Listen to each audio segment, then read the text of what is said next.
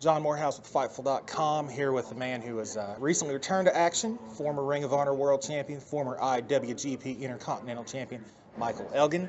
And this is, I believe, we're here in Kingsport, Tennessee, NWA Smoky Mountain, and I believe this is your first really weekend back in action since that injury in Japan, right? Yeah. Last night was my first match, and tonight's my second in about 2 months. Yeah. I guess you broke your orbital bone, right? That was the actual injury, and then uh, I know I've read and heard other places you had maybe some complications that delayed the return from that even further. Yeah. So they took a bone graft from my hip to place underneath my orbital, and the hip started acting up. So I actually had a second surgery on my hip about 3.5 weeks ago. So, other than that, how much of that delay, as far as working out and that kind of thing, and trying to maintain shape with your hip? The eye, I guess you could still lift weights, cardio, that kind of thing. But when you mess with the hip, Yeah. So I was told to wait 3 weeks for the initial surgery, which was the hip and the eye too. But then when the hip started acting up, I was told to wait another 4 weeks. And so in total, I was out almost 2 months completely from working out or anything. We're sitting here December 10th right now, Yeah. and I had my first workout last Sunday. So what was that? The 3rd? yeah. So from October 10th to December 3rd, I did not have a single workout in our cardio or anything. So it was a tough, almost 2 months of sitting around and doing Yeah, that. yeah, I was going to say, imagine that was incredibly frustrating.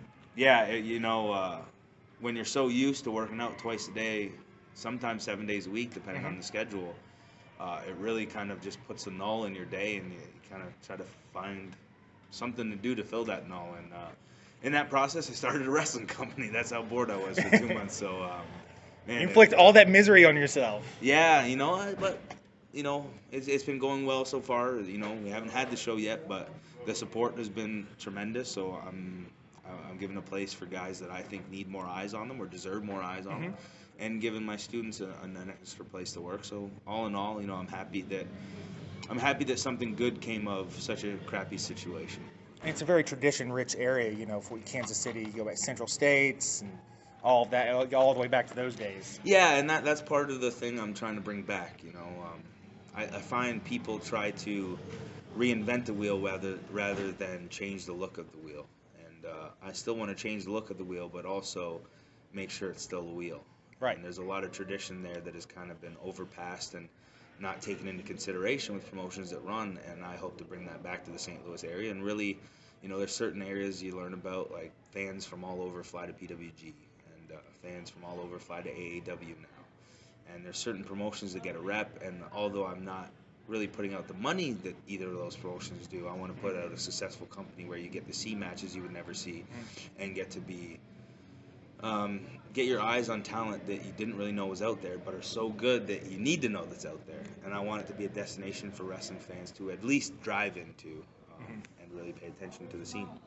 Is it just you, the promoter, or do you have any partners or anything like that? It's all me. My students All will you. help me get posters out and stuff like that, but anything that goes on in the shows was my idea, and any money that goes in the shows is mine. So it needs to succeed for me to run it, and I want to continue to run it. So I think that's the best thing to do, because I find that the more partners you get into it, the more money backers you get into it. Sure.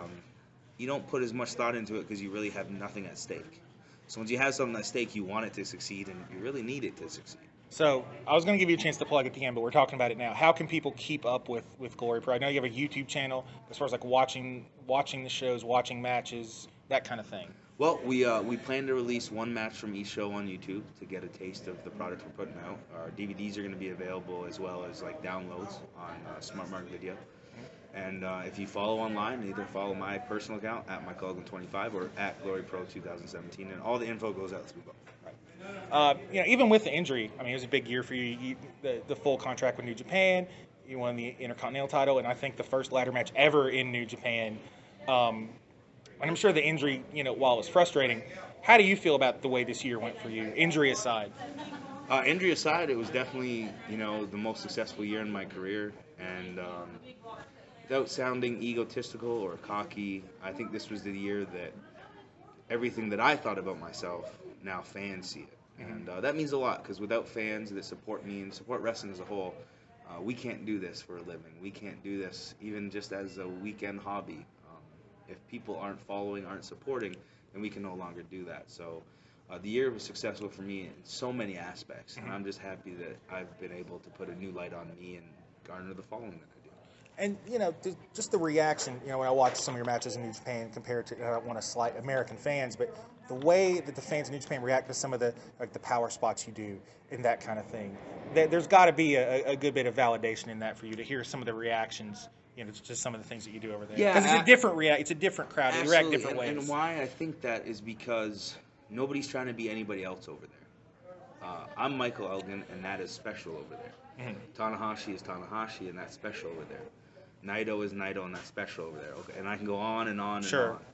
Here, people might have seen a spot of mine because there's somebody out there who's a bigger guy that believes that they can do exactly what I do, exactly how I do it. So they've seen a version of what I do, and it doesn't garner the same reaction. I still feel it gets a reaction because I feel that at my point in my career, I've been in wrestling for 16 years, been actively having matches for 14 years. I know how to put a spin on something, so when you see it, that's Michael Elgin doing it. Yeah. But as you said, there's a little bit of a better reaction, I would say, in Japan. And I think it's because I do my stuff over there and nobody else does because nobody has to because they know who they are as a wrestler. Yeah. And I think as a whole with pro wrestling, that's kind of one of the things that's missing in the States. And maybe that's why some places have a problem garner a following, or even a wrestler has a problem garner a following because they're just imitating somebody rather than trying to find themselves. And yeah. I think that's really helped me being in Japan is, I always knew who I wanted to be and who I was, but now people get to see it in such a different light because, as I said, everybody else knows who they are, too. New Japan, they're gearing up, of course, for Wrestle Kingdom. World Tag League Finals were earlier today or tonight, however you want to describe that. I don't know if you can say anything. Can we expect to see Michael Elgin on the Wrestle Kingdom card? I'm not certain, to be honest. Okay. I have told New Japan that I'm cleared, and that was the whole plan, was to hopefully return for Wrestle Kingdom. I'm not sure. I'm almost 100% positive I'll at least be there. I don't know in what capacity. I don't know what I'd be doing. But I would assume that they would want me there, that I'm cleared. But maybe, this injury kind of delayed it, and they would have to start me after Wrestle Kingdom just because everything's set in motion. Sure. And kind of me being out maybe affected what I was originally supposed to do. So I'm really not certain what the outcome's going to be. You were with Ring of Honor, I guess, full time. And, of course, New Japan and Ring of Honor have the working relationship. Any Ring of Honor stuff for you in the immediate future? No, you know what? I reached out to them about January 14th because I know I have that weekend open, and they never responded after saying that I would be on all the shows that they do in the States when I'm home. And maybe they're just taking their time, but I've already filled that date now. Yeah. So I'm not waiting for them. I'm a New Japan talent, and I'm going to do whatever's good for my career. And I believe that I'll be at Wrestle Circus in Texas now on that date, and they have a great following, and fans are really supporting them, so I want to be a part of that. One, to try to help get maybe some fans of mine that aren't familiar with Wrestle Circus, and get them some more following. So they didn't even say no, they just didn't respond at all. I mean, don't get me wrong, they had Final Battle last Sure. weekend, Yeah. so I'm sure they're busy. They might respond next week, but now I've already filled it because I've announced that I had that date open. Sure. Found out that they had a date and reached out, and you gotta go with what's there. I do this for a living. I support my family off of pro wrestling, and yes, I'm very fortunate to be in the position I am with New Japan and be under contract to them. But a family, costs money. They do. And I want to make sure that they can live a life that I never got to live. So I never want them to go without. So I'm going to try to work as often as possible and make sure I can support them. Tonight we're at a show. It took you a while. It took you several years to really kind of get your big opportunity and find your niche and get to the position you are now. Yes. You're in a locker room with a lot of guys who are in a similar situation that maybe you were in 6 to 8 years ago. So, and there's a lot of wrestlers out there. And now it seems like these days, with the Cruiserweight Classic and all these deals, everybody's got deals. It seems like there's more opportunities, more spots are opening up. So what advice would you give to, the independent wrestlers out there as far as maximizing these opportunities? Well, I'm going to say that how many people would you think is on this card? At least 20, I would think. I ran a seminar today, and 7 people came to it.